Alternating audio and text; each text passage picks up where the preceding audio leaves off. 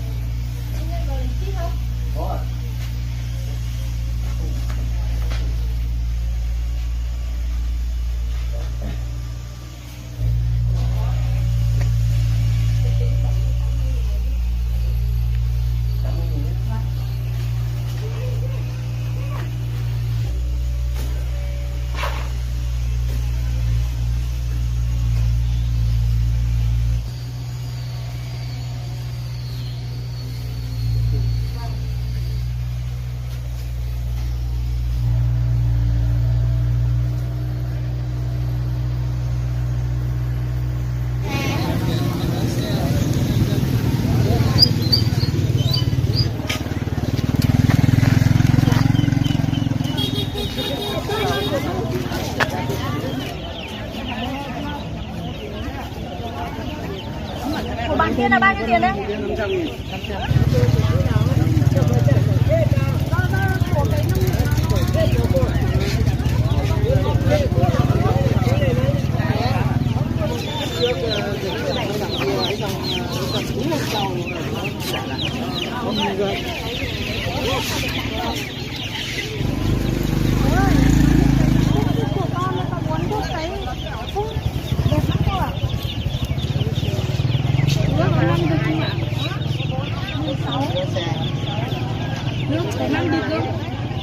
Cả được cả cái rồi. Cả được cả cái con cái này. Cái gì đi chị ơi? Cái này còn bao nhiêu đấy? Con này 17 chị ạ. Cái này 16. Nó to mà con em được chưa?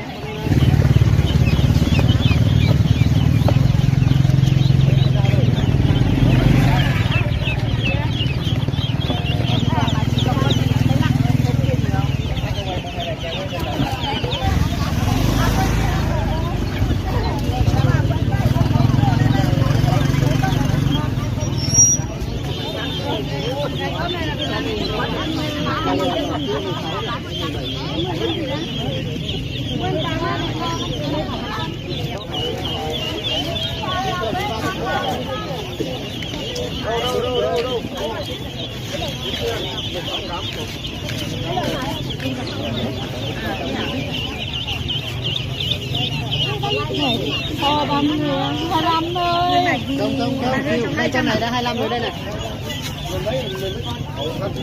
Con này có 6 người.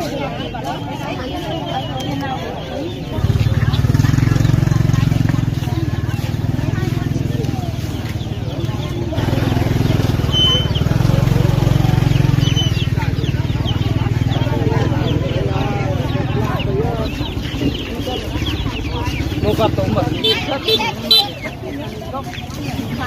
Có nhiều máy. Cái sánh rồi.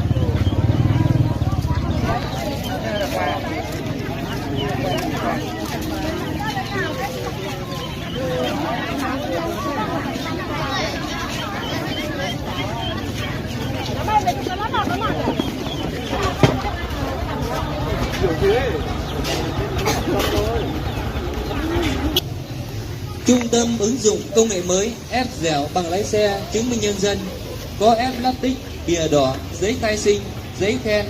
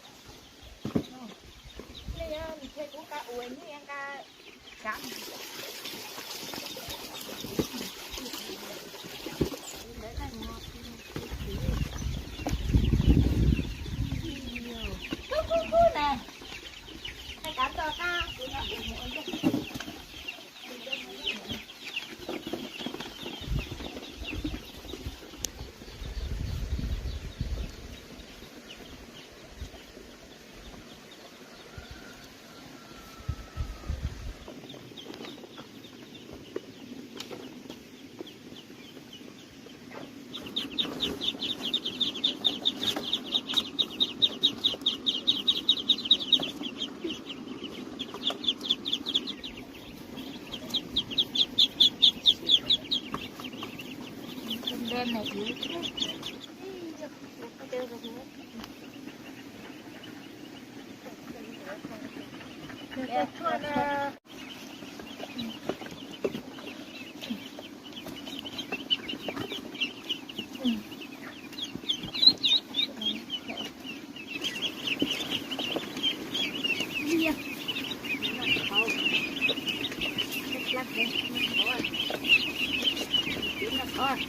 con to này chết luôn giờ ấy hay nhỉ rồi con phải thấy coi đây đây thì giờ ấy là con là cái nào cái nhá nó thấy nó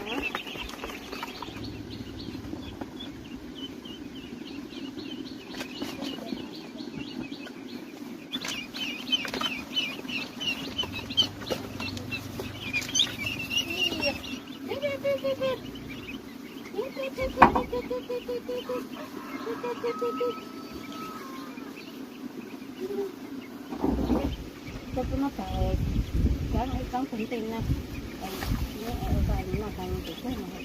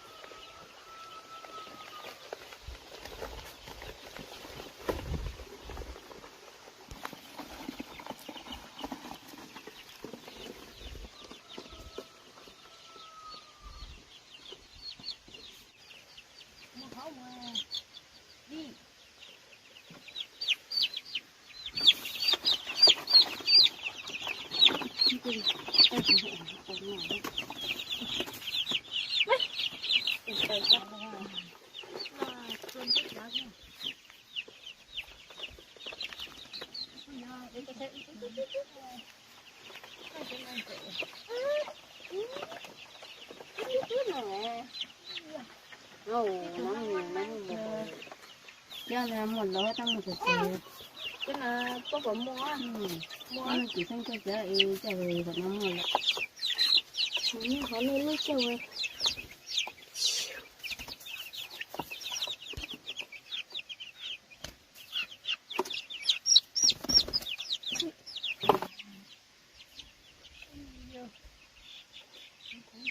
thầy ở làm bây giờ tất cả không không phải mà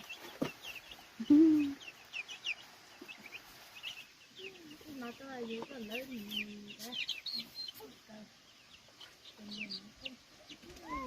bên này có sai này ui vô hay nhất rồi đi ăn rồi rồi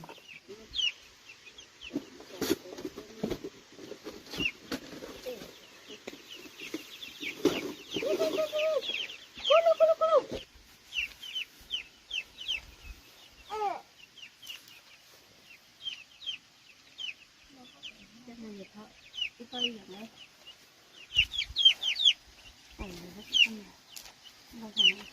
chỉ cần là có pupe ino